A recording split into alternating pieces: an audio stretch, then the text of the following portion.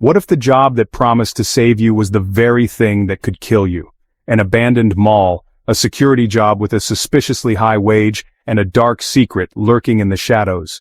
This is the story of a man who dared to stay the night and face the terror that no one had survived before. Desperation makes you do strange things. After 6 long months of unemployment, I found myself willing to take any job, no matter how odd it seemed. So when I saw a listing for a night security position at Oakwood Mall, I jumped on it without a second thought. Triple the usual pay for an overnight shift? It sounded too good to be true. The hiring process was strangely quick. I barely had time to process it before I was sitting across from Mr. Peterson, the mall's manager, for an interview. The office smelled stale, and the flickering light overhead did little to improve the uneasy atmosphere. Peterson was an odd man, sweaty, nervous, and constantly fidgeting with his pen. He barely made eye contact and kept glancing at the door as if expecting something to burst through it at any second. "Mr. Peterson, the job's easy. Just watch the monitors, make your rounds. But whatever you do, stay away from the fountain after midnight. No matter what you hear or see, don't go near it." The warning was strange, but desperation drowned out my doubts. I signed the contract, shook Peterson's clammy hand, and left the office with a mix of relief and unease. Easy money, I thought, just 8 hours a night. What could go wrong? But as I drove by the abandoned mall later that evening, a strange chill ran down my spine. The building loomed like a sleeping giant, its broken windows reflecting the dim light of the street lamps. Something about it felt wrong. I ignored the feeling and went home to prepare for my first shift. In a few hours I'd find out just how wrong I was. The first night started quietly, almost too quietly. The mall was dead, silent and decaying, with only the hum of old fluorescent lights for company. The air was stale and heavy, the kind of air that clings to your skin and makes you feel like you're being watched. I made my rounds with my flashlight, walking through empty halls once filled with life. I passed by the boarded-up toy store, the old food court, and the dusty arcade machines, all frozen in time. Ghosts of the past lingered in every corner, memories of families and children who had once filled the mall with laughter. At around 11:30 p.m., I returned to the security office and checked the monitors. For a while, nothing happened. Then a flicker on the screen caught my eye. The camera focused on the fountain area. I stared, confused. The fountain had been dry for years, yet there it was, the water rippling gently, as if something was moving beneath it. I leaned closer, heart pounding. Before I could process what I was seeing, another monitor flickered to life. A group of teenagers had broken into the mall and were wandering through the dark halls. I grabbed my flashlight and went after them, relieved to have a distraction. I found them near the arcade, laughing and taking pictures. "This place isn't safe," I told them. "You need to leave." They didn't argue. Something in my voice, or maybe the eerie silence around them, convinced them to run. But as I made my way back to the security office, a chill settled over me. The air felt colder, and strange noises began to echo from the fountain area. It sounded like children singing, soft and distant. Back in the security office, I tried to shake off my unease. I told myself it was just my imagination. But when I glanced at the monitors again, my stomach dropped. There, on the screen, was myself, sitting in the security office.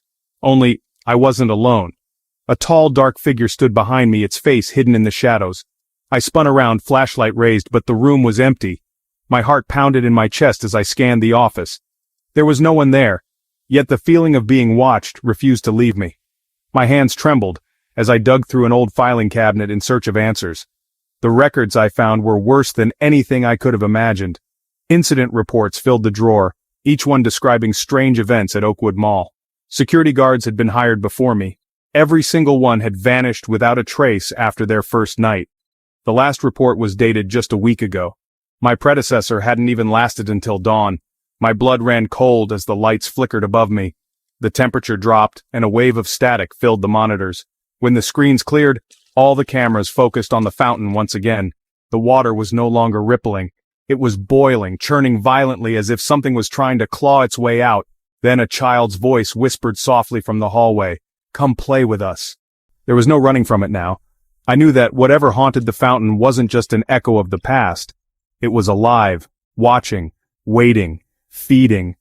Driven by a strange mix of fear and determination, I grabbed my flashlight and Sarah's locket, my only source of comfort, and stepped into the dark hallway. Each step toward the fountain felt heavier, as if the air itself was thickening around me, trying to drag me back. The sound of children's laughter echoed from ahead, sweet and innocent but somehow wrong. I followed the sound until I reached the fountain. It stood in the middle of the plaza, surrounded by cracked tiles and overturned benches. The water churned violently, glowing with a faint sickly light. Something was stirring beneath the surface, its dark shape shifting and twisting. The air crackled with static and a voice whispered from the depths. "You're just like the others, so lonely, so afraid." The water bubbled and hissed, rising up to form a grotesque figure, an amorphous mass of shadows with dozens of glowing eyes. It loomed over me, its presence suffocating. The entity's voice grew louder, filling my mind with whispers of doubt and despair. It showed me flashes of my past, the moments of failure, the times I felt worthless and alone. "Stay with us," it hissed. "No one's waiting for you out there." My knees buckled under the weight of the darkness, my heart racing in panic.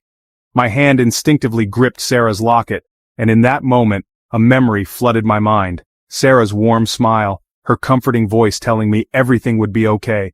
That light, that love, became a lifeline. I raised the locket high and it began to glow, filling the plaza with a brilliant golden light. The entity screamed, its shadowy form writhing and shrinking as the light consumed it. The trapped souls of previous victims appeared, their ghostly forms joining me, pushing the darkness back into the fountain. With one final burst of energy, the entity dissolved into nothingness. The water stilled, and the oppressive weight lifted from the air. For the first time, the mall was truly silent. When dawn broke, the mall felt different, lighter, almost peaceful. The fountain was gone, replaced by an empty plaza bathed in the soft glow of morning light. I stood there for a long time, breathing in the fresh air and letting the warmth of the sun wash over me. I knew this was the end. Whatever dark force had haunted Oakwood Mall was finally gone. I returned to the security office, gathered my things, and left without looking back. As I handed in my resignation later that day, a strange sense of peace settled over me.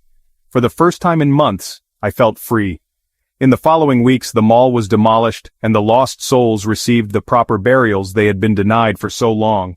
News outlets speculated about the strange history of the mall, but no one ever truly knew what happened that night. No one except me. I moved on to a new job in a quieter place, far away from Oakwood, carrying Sarah's locket with me everywhere. It became more than just a keepsake. It was a reminder that even in the darkest moments, love and light can overcome anything. And although the memory of that night would always stay with me, it no longer haunted me. Instead, it became a symbol of survival, a reminder that fear only has power if you let it. Thanks for watching. If you enjoyed this story, don't forget to hit the like button, share it with your friends, and leave a comment below.